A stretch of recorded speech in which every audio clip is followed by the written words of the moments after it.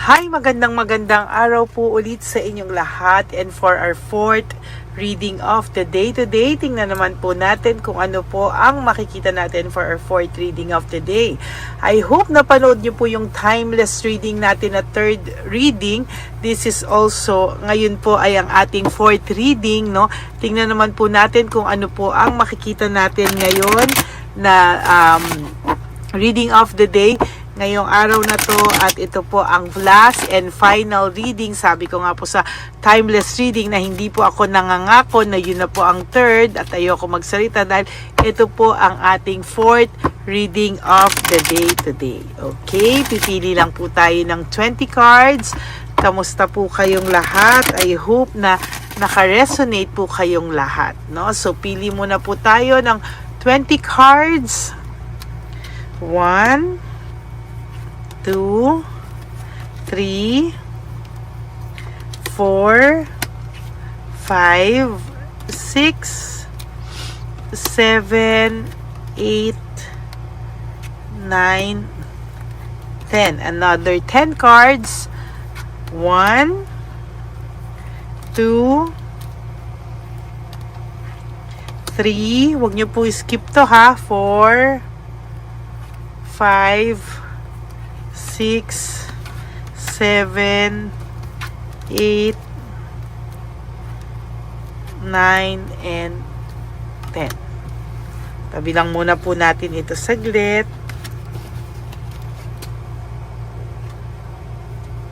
Dito na lang po natin ilagay. Tapos itabi muna po natin yung mga hindi po natin napili. So simulan na po natin by opening po itong ano natin, pagsindi po ng ating kandila. Ayan. So tingnan na po natin ngayon. So ang tao pong ito sa ngayon, ay gusto pa din po niya sana someday na i-follow po kung ano po talaga yung nasa puso niya po, no?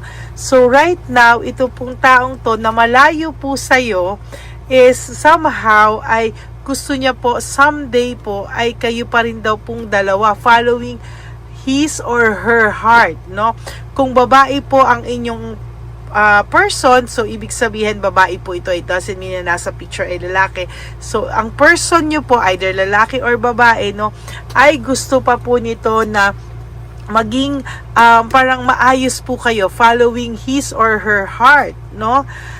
Lack of commitment, no? Ang nagkulang lang naman po sa inyo ay lack of commitment, kasi po for selfish reason, ayan, meron po kasing selfish reason, lack of commitment. Bakit ko po sinusulatan yan? Para po alam nyo na yan po ang meaning, pero ini-interpret ko po based sa magkakatabi, no? So lack of commitment, siguro po hanggang ngayon yung tao pong ito talaga ay may pagmamahal pa po sa iyo, or there is this following his or her heart. Lack of commitment, hindi pa po ito nagko-commit ng buong puso or nagko-commit sa ibang tao because siguro sa inyo pong dalawa nandun pa po yung puso niya sa iyo, kaya lang po there is lack of commitment, meaning yung tao pong ito hindi po siya makakommit ng 100% due to some selfish reason po, no? Ay nako, ayan po, head over heart, pinipilit niya lang po na labanan po yung puso niya ng isipan niya, no? So meaning ngayon po, tinitiis ka lang po niya, head over heart, meaning sabi niya mas magaling daw po siya pagdating sa isip niya kesa sa puso niya. Kaya niya daw pong sakluban, ang kanyang sakluban po ang kanyang puso, no? Parang kaya nga sinasabi niya na kaya daw nasa taas ang pag-iisip dahil daw kaya daw nitong labanan ng puso. Pero hindi din po, kasi hanggang ngayon nasa isip ka po ng taong to. And to tell you honestly, these 3 cards pa lang nagsho-show po na talagang namimiss ka nito at nasa isip ka po ng taong to. Ang dami po niya kasing pinagdadaanan. There is this failure, no? Ang dami niya pong failure and pagkatalo sa buhay, no? Siguro po itong mga pagkatalo niya po sa buhay ay dala din po ng mga maling desisyon niya. Nagamit din po yung kanyang isip. Sometimes, sa sobra pong feeling niya, kailangan niyang maging wise, feeling niya, kailangan niyang gumamit ng utak. Yun din po minsan ang nagpapababa sa kanya or nagpapatalo sa kanya. No? Minsan yung sobrang sigurista ay ang nagbibigay din sa kanya ng heartache, suffering, and grief, no? Sa nakikita ko, and ouch, loss and separation, ano? Malayo po siya sa taong totoong mahal niya, there is this loss and separation. So, iniisip niya po yung tao, naka-loss and separation niya ngayon, meaning yung taong feeling niya nawala sa kanya, yung taong feeling niya hindi niya iindahin pag nawala, pero ngayon po, yung loss and separation, ayan, no? Hindi niya po kinakaya, no? Judgment in reverse is about loss and separation, ano? Siguro po sa kanya ngayon naiisip niya po na marami po siyang desisyon na akala niya po pinag-isipan niya, akala niya po sa mga times na akala niya pinag-isipan niya ng totoo, pero hindi po, no? Parang ngayon nagsisink in sa kanya, or ngayon pa lang nagsisink in sa kanya, masyado na yatang no? Parang ngayon pa lang nagsink in sa kanya yung mga maling desisyon niya, no? But this person, nagtatry po siyang ipakita na he or she is okay, na fun, optimistic siya sa buhay, kunwari may fresh start siya, parang pinipilit niya na maging optimistic sa buhay, positive sa buhay, parang pinipilit at kinukumbinsi niya po yung sarili niyang maging positive sa buhay, dahil parang kailangan niya daw pong patatagin yung kanyang emosyon, because wala raw siyang ibang aasahan, ano? Kasi simula po nang nawala ka dito, parang yung direction din ng buhay niya, kalat-kalat kalat-kalat. There is loss and separation. Panay hindi din po maganda. Pero ang pinapalabas niya po is, okay lang siya, sakto lang siya, ganon, okay naman siya, masaya siya, marami siyang blessings. But the truth is, there is really emptiness dito sa taong to. Tinatry niya lang balansihin lahat sa buhay niya, and tinatry niya lang po mag-adapt sa changes ng buhay niya or sa change na nangyayari sa kanya. Sinasabi niya nga dito na parang kailangan niyang sakyan yung ng buhay, agos ng buhay, no? Parang wala siyang karapatang malungkot, wala siyang karapatan na mag-give up sa buhay, no? Marami pong umaasa sa kanya financially, pero sa totoo lang broke siya. Broke po itong taong to, no? Pero magaling magdala na parang hindi broke. But the truth is, may pagka-broke po talaga siya. And playing safe po siya sa buhay lang, but there's also fear of change. Hindi siya makaalis-alis sa buhay niya dahil playing safe po siya. Playing safe, fear of change, no? Parang hindi niya alam kung saan siya magsisimula, paano siya magsisimula. So, ang ginagawa niya po, because of fear, there's fear of change, playing safe po ang taong ito, no? Lagi po siyang, may parang feeling niya, may freedom siya to do kung ano man yung gusto niyang gawin, mag-explore ng mga gusto niyang gawin. Natatakot din po itong taong to sa commitment, dahil natatakot po siya na parang natatakot siya pumasok sa mga bagay na baka daw pagsisihan niya sa huli, na minsan po sa sobra niya pong sigurista, yun po yung nagki-create sa kanya head over mind, a failure. Yun din po yung sobrang nagpapa-down sa kanya or nagpapa-depress at times sa kanya, no? May mga ambisyon siya na akala niya kapit kamay na, pero hindi pa pala, no? Dahil ang bilis po niya mag-shift, no? Ang bilis niyang mag-change ng decision, no? Yun po ang hindi natin dito. O yan, no? Parang self-victimization. Parang pag naiipit po siya, yung self-perspective niya sa buhay, pag naiipit na po siya, kailangan niyang kumawala, no? Parang pag feeling niya matatrap na siya sa isang bagay, siya po yung kumakawala without really thinking kung ito po ay makakabuti sa kanya or hindi. overwhelming po o pag give up po siya sa mga minsan sa mga sobrang lungkot ng buhay niya, and overwhelming talaga, no? Pero dinadaan niya lang po sa pagsusumikap ko, no? But the truth is, wala po itong kagana-gana sa ngayon, ano? Malungkot po ito, no? So, sobrang lungkot po nito, pinapalabas niya po na masaya siya. Weird po talaga, no? Pero ayan, no, parang gusto niya pong makalabas sa ganitong klaseng sitwasyon. Kaya lang hindi niya po alam kung paano, no? Parang kasi the more na umiiwas po siya sa ganyang klaseng sitwasyon na feeling niya gusto niya nang makarecover, that's the time na darating po yung clarity sa kanya na kung ano po yung nawala sa kanya, no? So parang the more niyang i-resist, the more nagper-persist. Tama ba yun? The more you resist, the more na nagper-persist sa kanya, no? Yung health po nito somehow ganon-ganon, ano? Palagi itong nakakaramdam ng hindi magandang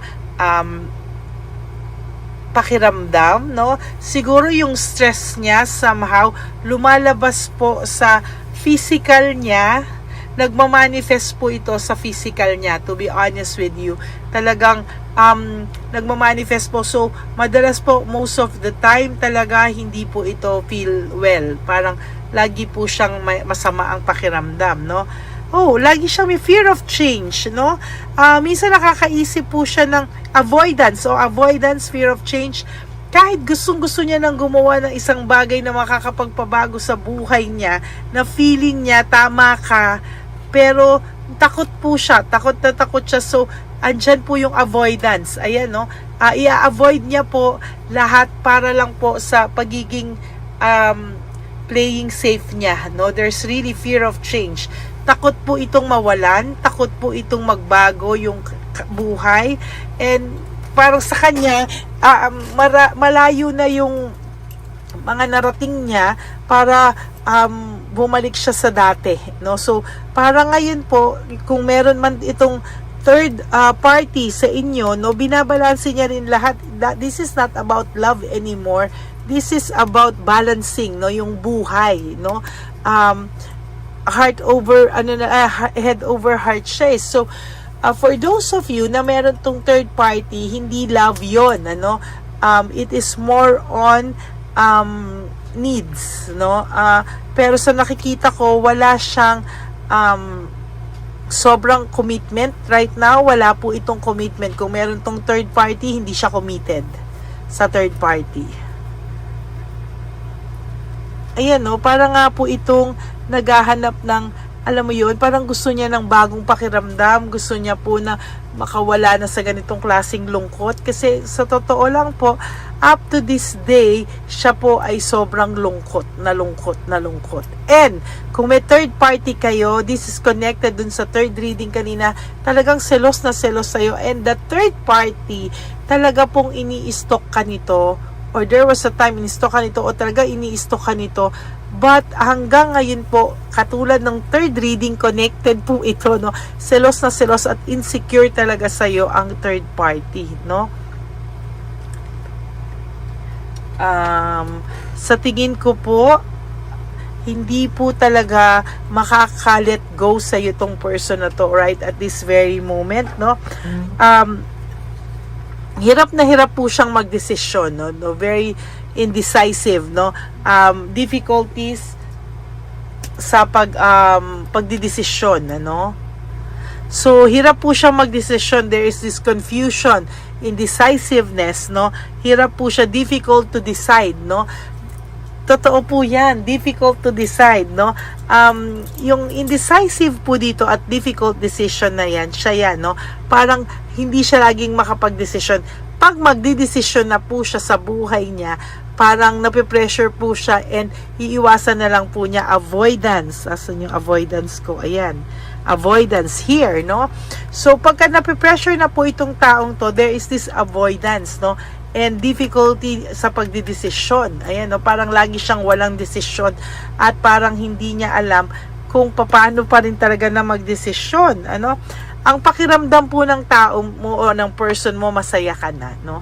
Parang ang pakiramdam po ng tao, ang ng tao mo o ng person mo is somehow hindi mo na siya naaalala and hindi po niya alam kung totoo man tong nararamdaman niya, hindi rin po siya makapaniwala na kinaya mo nang wala siya, no? Kasi masyado po siyang confident na hindi mo po siya kayang bitawan or hindi mo po siya kayang kalimutan. There is this panic and slowdown sa buhay niya o waiting, no? There's panic, slowdown, and waiting. So, nag-iintay po ito. May inaantay po itong matapos. May inaantay po siyang matapos. Meron po siyang, nagpanic siya, then nag-slow down siya, then waiting, oh, nasa waiting period po siya, no? Kaya, hindi pa po nito kino-close yung chapter niyong dalawa kasi nasa waiting period pa po siya ng buhay niya, oh. Naghihintay pa rin po ito sa ngayon, ano? And there is this materialism, no? Sabi ko nga po sa inyo, kung meron tong kinakasama man or dinidate or kung ano man, or maybe hindi third person, maybe pamilya, pwede din, no, na parang ginagamit for material things, no? It's either siya yung ginagamit for material things or siya po yung gumagamit for material things. Like for example, no, meron siyang third party, ginagamit siya sa ginagamit niya for material things. Pwede ring pamilya niya na ginagamit din siya. It's either kung sino man po ang kasama ng third party nyo or kung sino man po yung person na kasama ng third party nyo, it is not because of love. It is because of gamitan. Namimiss niya po yung home celebration nyo, yung times na magkasama kayo for your last card. Namimiss niya po yung connection nyo, home celebration. Namimiss niya po kung paano kayo magkasama, kung paano kayong dalawa. Namimiss niya po kayo. Kung ano yung connection nyo, yung spark nyo, hindi pa po niya maramdaman sa iba. And pakiramdam niya po talaga is hindi niya po yan makukuha talaga din sa iba, no? So, yung connection yung dalawa na pilit niyang hinahanap sa iba, sorry to say, hanggang ngayon, hindi niya po yan nakikita sa iba. Kahit ano po ang ipag-compare niya man po, pero hinahanap-hanap niya po yung connection na meron lang kayong dalawa. Yan o. Home celebration, parang ikaw yung home niya na parang pag sa'yo, kahit simpleng bagay, there's always celebration sa inyo. Halimbawa, magkasabay lang kayo kumain, kahit ano lang niluto mo, parang masaya na kayo doon, sabay mag-lunch, mag-dinner, or kumain. Parang nandun sa simpleng mga celebration na yun is naramdaman niyang pamilya kayo. So, that is your fourth and final reading for today. I hope na naka-resonate kayo po, and I'm sure na please comment down below, and please give me a like po and comment down below para alam ko naman po kung ano yung mga emotions nyo right at this very moment sa reading na ito. Medyo mabigat po, medyo na-drain po ako sa reading na to. But, ito po talaga yung saktong reading na nakita ko po para sa inyo at nabasa ko po para sa inyong lahat. And for those of you who would like to have a private reading with me, you may message me po at Lady Lee Elena. That's Ladyly Elena. Nasa dulo po yan na ating video. Diyan nyo lang po ako makokontak. That is my only official and legit FB and Messenger account. Ganon din po ang mga billing ko po sa aking mga ever solid and faithful na Lady Elena family. I love you all from the bottom of my heart, and lagi niyo pong tatandaan na always forgive yourself and always choose to love yourself, because self-love is still the best love of all. And you have to realize that life is so short. Don't make it shorter by stressing yourself from all the pains and heartaches na binigay sa inyo ng kahapon. Just surrender everything to the divine universe and just let go and let God write your life and love story. Ako po ay magbabalik tomorrow for another set of reading. Okay, God bless you everyone, and good night to all of you. I will all see you again tomorrow. Magkita-kita po tayong lahat, and may God bless you and have a good night's sleep. and i-relax nyo po yung inyong mga isipan. Okay? God bless you all and I love you all and I'll see you again tomorrow AM. Bye!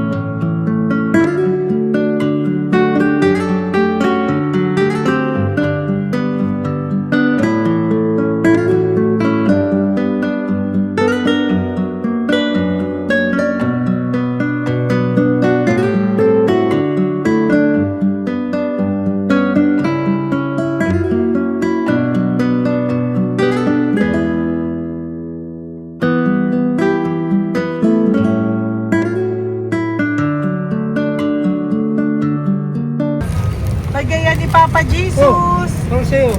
Ito pa nung. Go ahead. Pera. Wala na, that's it? Ito po pera. Ito pa pera, oh.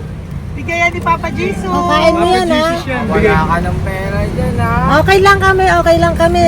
Para sa iyo yan, para sa iyo. Yan ang isip niya. Pagkain mo yan, ha? Saan ka pa? Bye-bye. Yung pagkain mo, kunin mo. Isang ulis ko. Kayo bang hawakan muna po to? Bakit? Lagay mo lang po dito. Pati po. Pagka po, may bibigay lang po kami sa'yo. Bigay po ni Papa Jesus. Yan, para po sa'yo yan. Ingat po.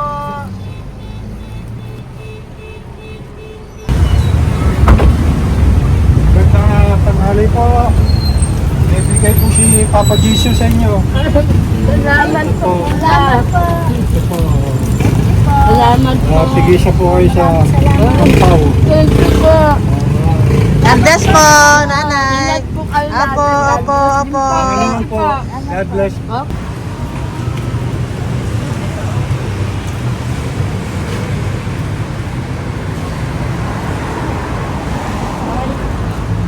Bigay po ni Papa Jesus sa inyo. Maraming salamat po. Salamat. God bless po. Kuya, pangkain mo po yan, ha? Tayo ka ba nandyan? Po, hindi po. Dito po nanatimbahan po. Ah! Sa Music Ministry. Ah, doon ka nakapwesto. Opo. Sige po, Sige po, labay po. God bless po. Ingat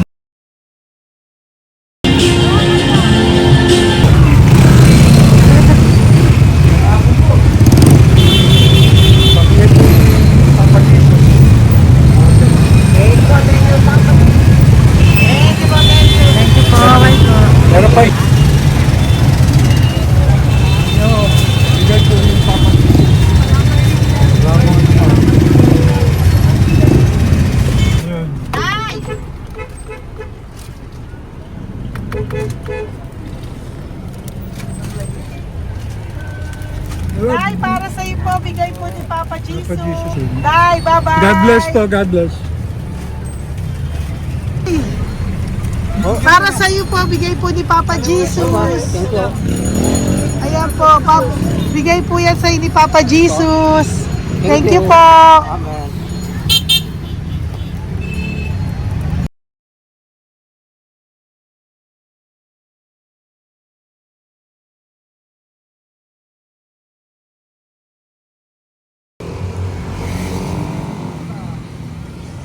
Bigay ni Papa Jesus. Kaya pagkain aso ko ah. Madami mong aso, kuya. Alaga mo lahat yan. O, nagkait. Kuya, size yan. Nasa iba? Kalagala. Ay, talaga? Salamat po. Kalagala ko. E, paano pagkain yan, kuya? Saan mo kinukuha? Sa isambay ko. Ah, lahat. Ang dami. Ang dami niya pong aso. Oy, ang daming aso ni kuya. Sais. May nagbibigay sa inyo pagkain.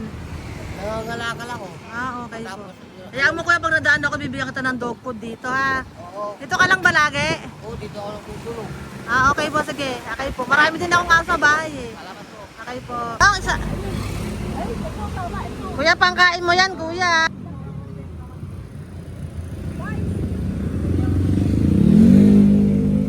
Nangangalakal ka, kuya? Okay po, thank you po. Maraming salamat, ma'am. May pagkain ka, nanay. Sa hirap ng buhay ngayon. Eh, ba't nandito ka, nay? Tagasan ka ba? Yung arthritis ang sakit ko eh. Tagasan ka ba, nay? Sa plado eh. Ah, sa Pladway. Oo. Okay po.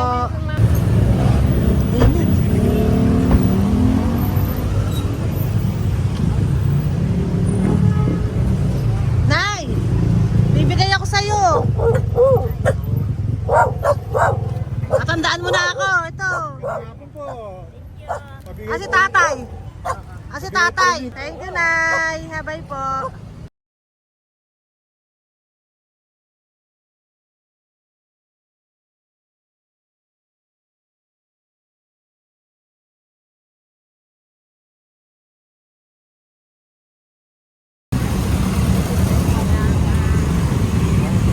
God bless, Tay. Thank you po. Pabigay po. Ay, bigay po ni Papa Jesus. Salamat po. Bigay po ni Papa Salamat po, Jesus. Ito ate. po, oh. Salamat po. Bigay po ni Papa Jesus. Ito pa po. Salamat po, tay. Salamat po, tita. Bye-bye po. Maraming po salamat. Kayo, ate. Opo, ingat po kayo. Taga saan po kayo? Taga Tayabas, Quezon po kami. Mga aita po kami sa Quezon, mga katutubo. Ah, sige. Ingat po. God bless.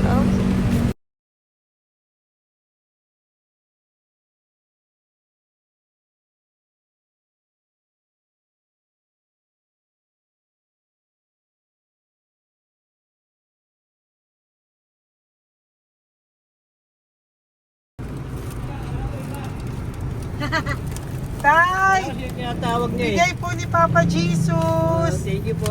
Ayan po. Sobrang Ang sipag mo naman, tay. sipag niyo naman po. Kanina po kasi taglagas ngayon, taglagas. O, pang merienda niyo po yan, Sige po, ha? salamat po sa inyo. Tapos yung root bags po, Kala ko uwi sino niyo po. binubusinahan niya eh. Ah, sige po, Sige na bye-bye po. Sige po, salamat po. Bye-bye.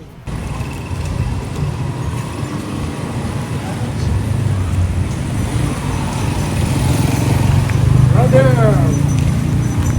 Basta. Pabigay ni Papa Jesus. Ang sa'yo. Ang kaya mo yan, ba't hindi ka makatayo? Na ano ka? Ah, okay. Sige, bye-bye. Hello po. Tama. Para sa inyo po, bigay ni Papa Jesus. Thank you very much. Sige po, bye-bye po. God bless you. Tay, magandang hapon po. Bigay po ni Papa Jesus. Ito pa po, Tay. Para sa inyo po. Bye-bye po.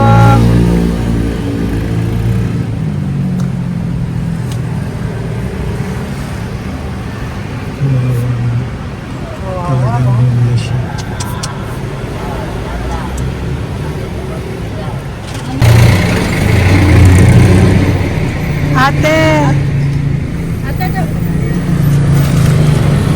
Kaya lang, baka maano siya.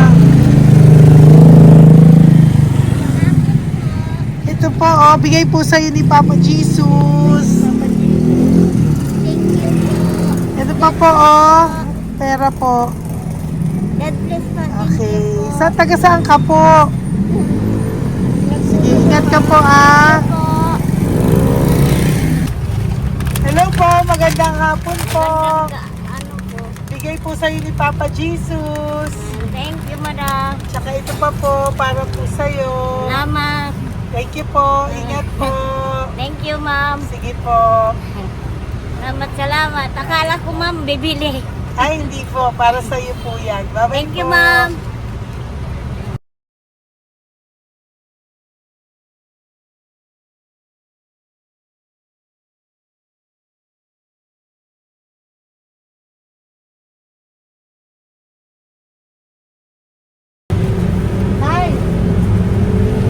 Hirap na hirap. Bibigay po ako ng uso. Hirap na hirap Dito siya. ba tayo dito sa kabila? Hindi mo siya lies pa yan. Kawawa naman. Tay, magandang araw po. Oh, Lord. Bigay po ni Papa Jesus. Ay, ito pang ano, pandagdag po. Pagdagdag po, bigay po ni Papa Jesus. Thank you po. Thank you po. Kawawa naman.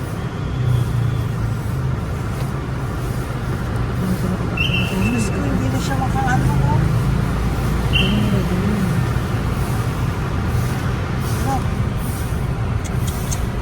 Tama, may tataligin lahat.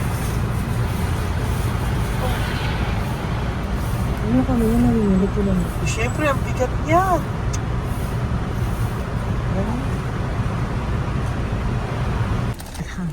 Tayo, bigay sa'yo ni Papa Jesus. Sige po, ma'am. Ay, yung palinis po, ma'am. Hindi na po, okay na Sige po. po. Ito po. Thank you ma'am. po. Thank you, sir.